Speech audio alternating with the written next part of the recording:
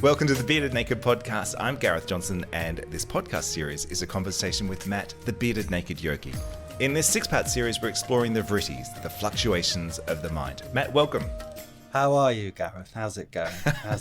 I'm getting there. Excellent. I think I'm getting there. Excellent. This is the third episode in our series about the Vrittis. So far, we've covered an overview of the Vrittis, and we've looked in depth at pramana.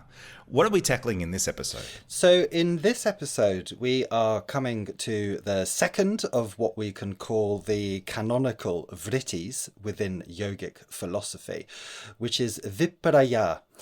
And this is a term that translates to misconception and misapprehension and false knowledge. Viparaya has a preeminence, if you like, within the Vrittis and within yogic thought, and it refers to the fluctuation of the mind, the mental activity that leads to a distorted or erroneous perception and understanding of reality, circumstances, situations. In short, we can consider viparaya as the result of a cognitive error within the mind. It is a mistake, if you like, in which we have misinterpreted or misapprehended the true nature of something. And it arises when we have a discrepancy within the mind between the perceived object or situation and its actual reality. Right, it sounds complicated to say, but actually when you explain it, it seems fairly straightforward. Is that accurate? I think this is truly the case with a lot of when we start diving in deeper into what we call yogic thought and yogic philosophy, and it is all fairly straightforward.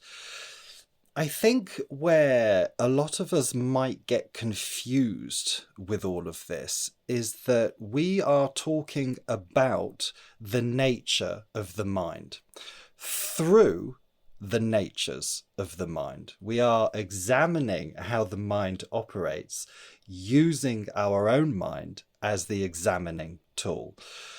And that can feel pretty messed up, quite paradoxical, a little bit mind-boggling to many of us. But we're 3 episodes in now, so maybe we're just going to fly with this. I think when we come to this, we have to bear that in mind. We are essentially examining an aspect of ourselves using that very aspect of ourselves.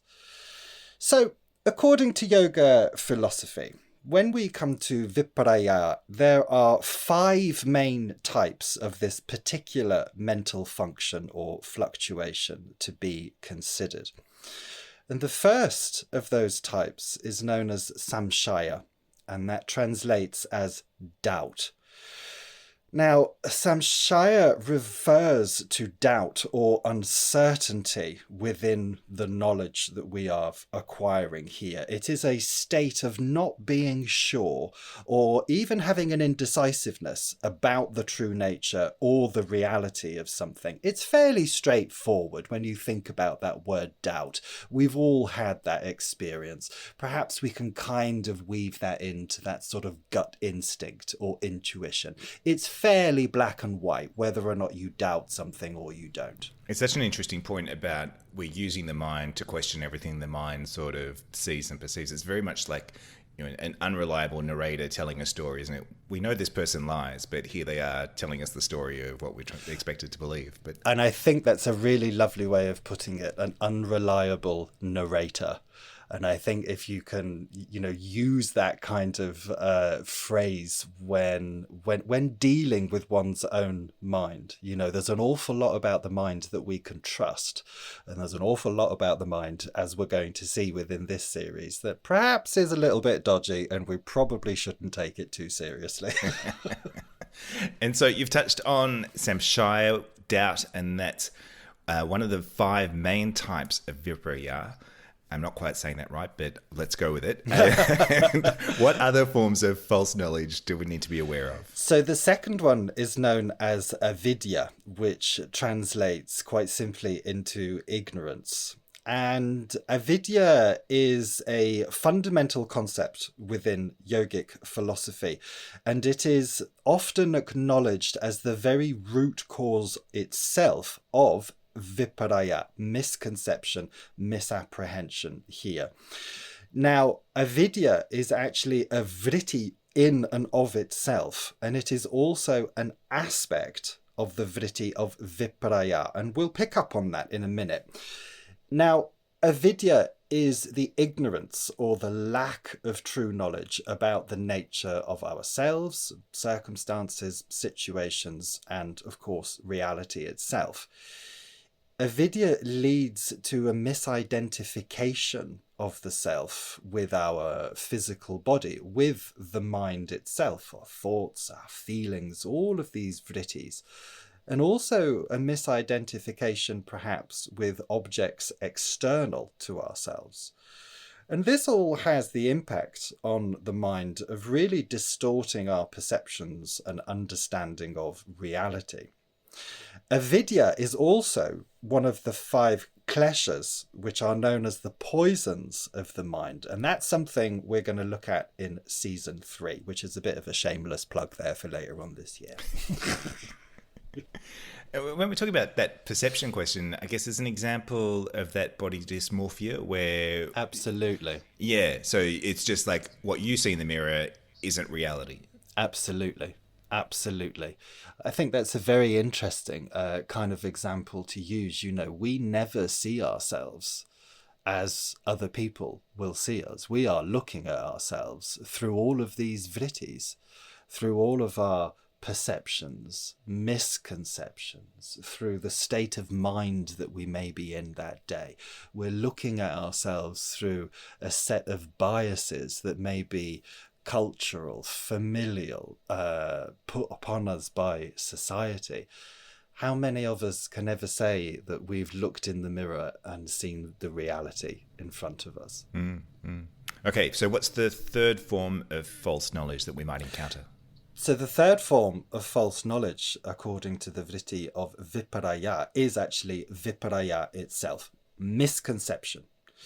And we pick up here on viparaya as an aspect of itself. And this refers specifically to the misapprehension or the false knowledge that arises from the previous aspect, avidya, ignorance. It's the misunderstanding of the true nature of oneself, of other people, and of the world that leads to the misunderstanding of ourselves, other people, and the world. And that's a bit of a head fryer. It's essentially the aspect of itself that leads to the outcome of itself. There is the mental behavior of viparaya that leads to the conclusion of viparaya. We have a misconception about ourselves. Let's use that body dysmorphia once again as an example. We look at ourselves.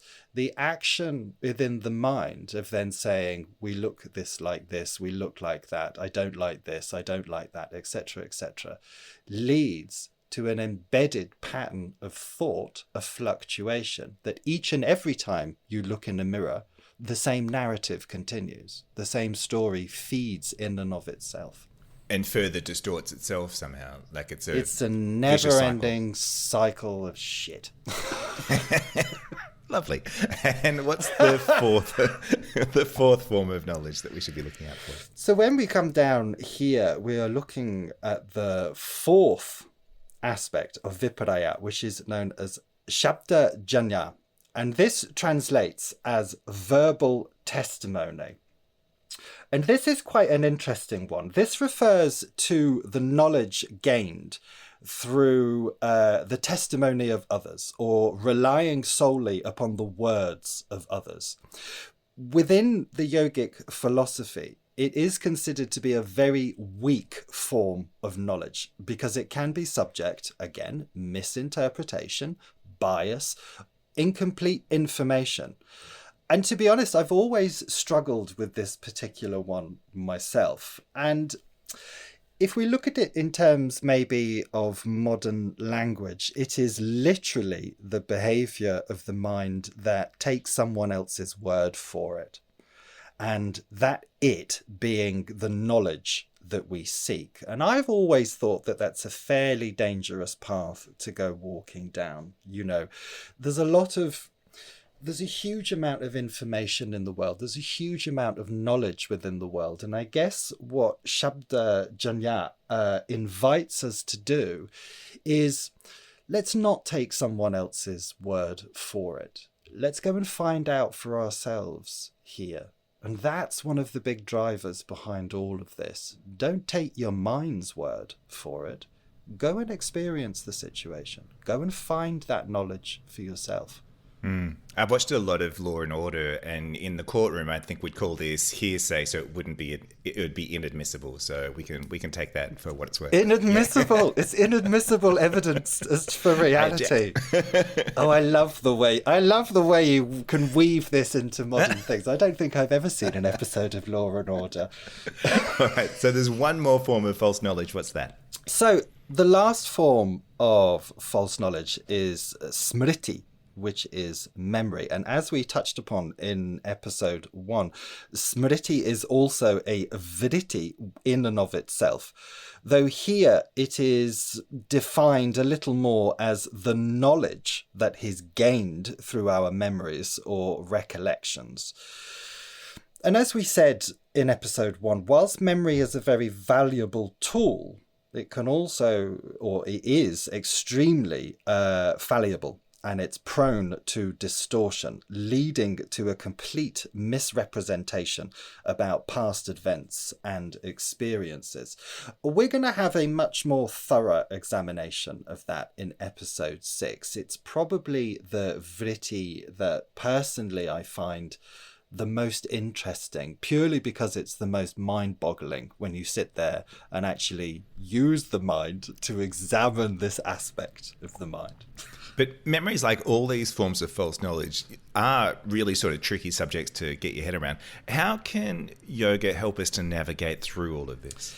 So the practice of yoga, as we've said before, is essentially a discipline of self-understanding that aims to overcome all of these aspects of the mind, the vrittis, the kleshas that we'll talk about in the next season.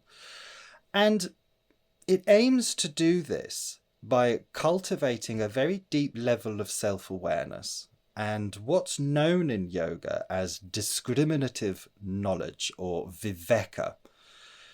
This viveka leads to a direct perception of reality, which is also known as pratyaksha. Now, by studying yoga and experiencing the state of yoga, and as we've said before, yoga is a Sanskrit word that translates as union or bringing together, we can dissolve these cognitive misconceptions, the false perceptions that the mind creates, these hindrances, if you like, that obscure our understanding and our recognition of the true nature of ourselves and the world in which we inhabit. We can say, certainly, by recognizing our tendency, or the mind's tendency, to fluctuate within the vritti of viparaya in the first place, then taking the necessary steps with which to overcome that fluctuation within the mind, it helps us to develop a much clearer and much more accurate understanding of the nature of reality and ultimately ourselves. Fascinating. Well, that brings us to the end of this episode of the Bearded Naked podcast. I'm Gareth Johnson. You can find me on Twitter at GTV London. If you want to get in touch with Matt or find out more about his online courses and retreats, head over to his website, thebeardednakedyogi.com. Thank you so much for listening. I hope your brain is suitably fried once again. And why not join us for episode 4? Because we're just getting started.